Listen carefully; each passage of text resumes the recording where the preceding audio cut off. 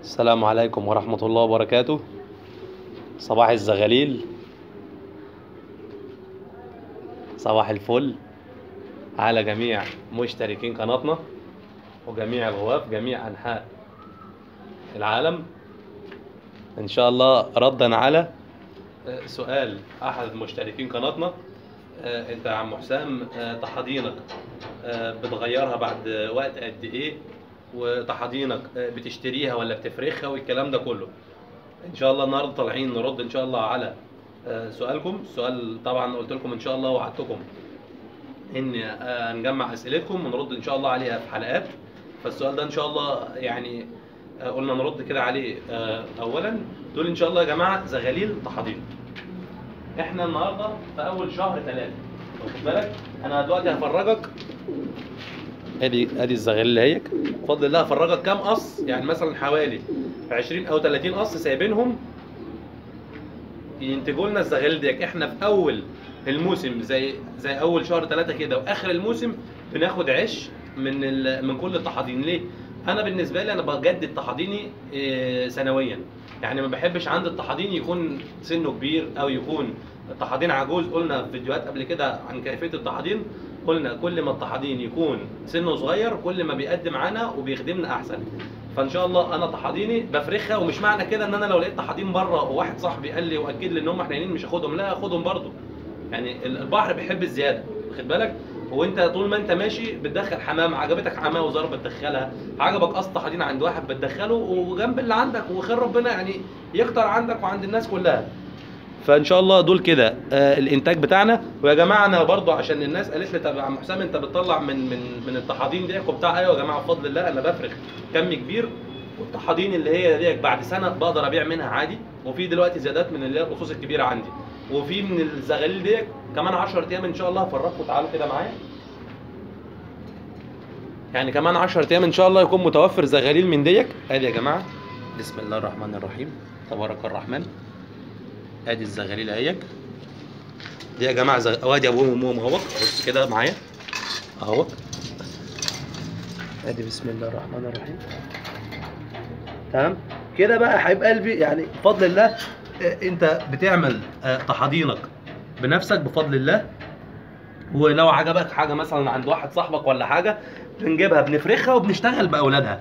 يعني انا برضو حته برضو كده، انا مش لما واحد بيديني قص انا مش باخده اشغله على طول، انا باخده انا عايز ازوده واكتره عندي، واخد بالك؟ واشتغل بعياله. انا قلت لك انا بحب اشتغل بالحمام يكون سنه صغير بس. فانا كده ان شاء الله معاكم اديني بفرجكم. ادي برضو قص اهوت. بص بفضل الله، يعني بص يعني ربنا يوسع الناس كلها. ادي الحمامه عماله تتخانق معايا ومش عايزه تقوم من على الطاجن بتاعها وتسيب زغاليلها. فاديني شلتهم بالعافيه. ادي برضو ادي اهوت، ادي كده بفضل الله. يعني دول كده انا قلت اخد وش بشبب الحمام دوت عشان بفضل الله اخر الموسم عليكم بخير يبقى الحمام دوت خلاص جاهز. يعني الحمام دوت على شهر، النهارده شهر 3، على شهر 8 ان شاء الله يكون الحمام دوت جاهز بامر الله، او شهر 9 بامر الله يكون الحمام دوت جاهز للشغل معايا. تمام، يبقى انا كده بفضل الله ما بعطلش وما بحتاجش طحادين وكده، يبقى انا كده شغال بفضل الله، شغال مستمر. ادي كده برضو تاني هوريك بفضل الله. هوريك بقى يعني احنا التركيبات بتاعتنا. بص يا جماعه، بصوا الدكر دوت، بصوا الدكر دوت دكر كاري. تمام، بص هو مش كاري يعني تقليب، هو دكر بالنسبه لي دكر طحادين. يعني برضه عشان الناس اللي هم غاويين الحاجات دي في منها تقليبات كتير. ده فرد حمام شعبي خالص في الكاري. بص انا مديله انتهى انا ما يهمنيش الناتج بتاعهم، انا عايز اخد عظم التقيل بتاع الدكر دوت اشداقه اللي ورا ديت. وانا ان شاء الله ابقى افهمكم يعني ايه اشداق ديت في حلقات تاني ان شاء الله. كده ابقى اوريكم الزغاليل من وهي صغيره بنتعامل معاها ازاي. بص كده يا باشا، لو بصيت هتلاقي بفضل الله، بص يعني بالصلاه على النبي الزغلولين هم وبيبقوا باينين بقى يعني من هم في الطاجن كده. ادي لو انت لاحظت هتلاقي الست زغاليل اللي انا فرجتكم عليهم كلهم هتلاقيهم سن واحد. انا سبت الحمام دوت يشتغل. انا بالنسبه لي بحب ان هم يطلعوا سن واحد بحيث لما نيجي نشغلهم بفضل الله يبقوا ايه. ادي برضو زغلول استرالي دول يا جماعه مش ابوهم هم، عشان برضو الناس اللي هتسال. ده زغلول انا محضنه تحتيهم، ده زغلول استرالي. في ناس بتقول عليه كريزل، لا يا جماعه ده استرالي.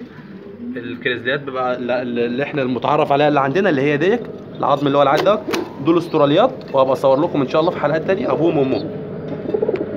ده برضو يا جماعه بنستخدمه في التحضير معانا. تمام.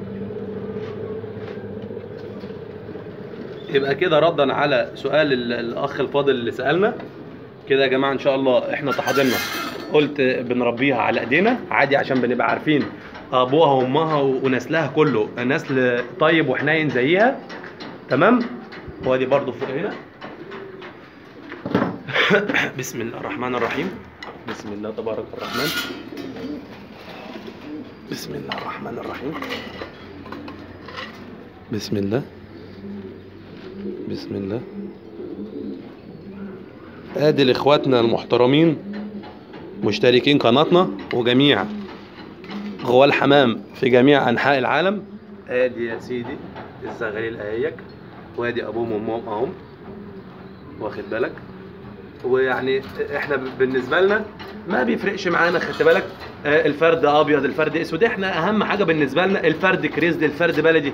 مش ده اهتماماتنا. احنا اهتماماتنا ان اصل الحمام ده يكون حنين، واخد بالك، لان هو ده اللي احنا بنبني عليه. او فرجك الجزء اللي جنبيهم ده اللي احنا بنبني عليه الفرخه عندنا، عشان برضو نكون ايه واضحين وصراحه مع بعض. ادي قص اهم برضو.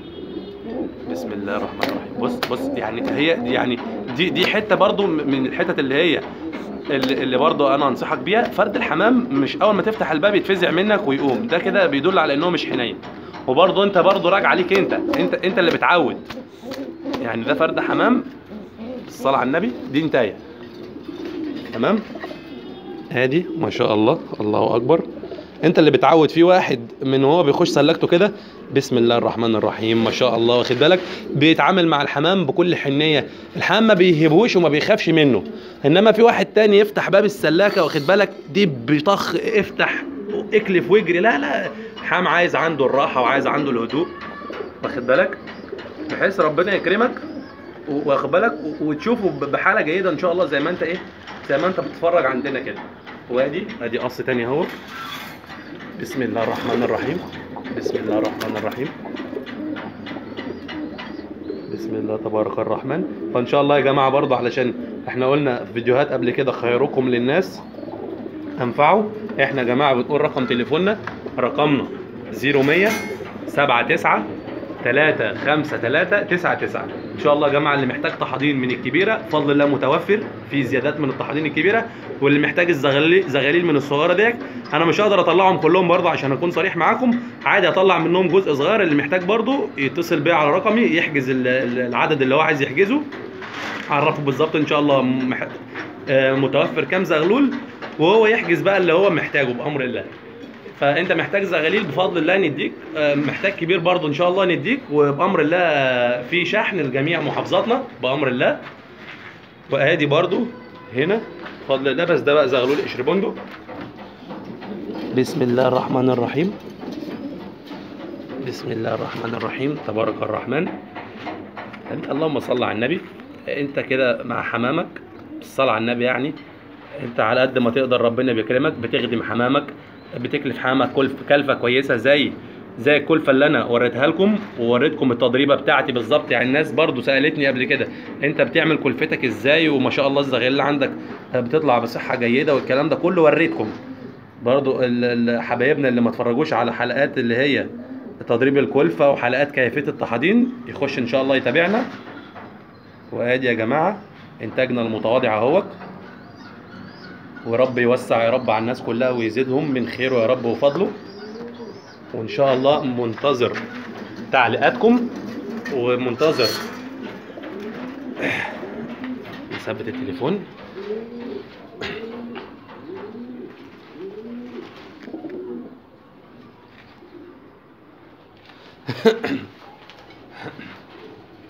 كده ان شاء الله احنا خلصنا حلقتنا. ان شاء الله منتظر تعليقاتكم. برضه شوفوا المواضيع اللي انتم عايزين تسالونا فيها او نتكلم فيها، ان شاء الله برضه نعمل لكم بيها فيديو. وان شاء الله نشوفكم على خير في حلقات تاني كتير، ويا رب يزيد الناس كلها يا رب من خيره.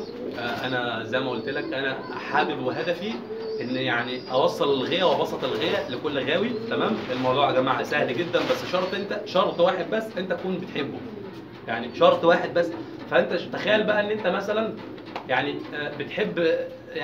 بتحب شيء، شوف انت هتعتني بيه ازاي. ما هو انا لو مش بحب الحمام انا ايه اللي هيخليني اربيه؟ انا هشوف شغلي بس، انا عندي محل وعندي شغل هشوفه وخلاص. انما انا بجيب الحمام علشان انا بحبه، فانت بتحبه يبقى عندك مكانك نظيف.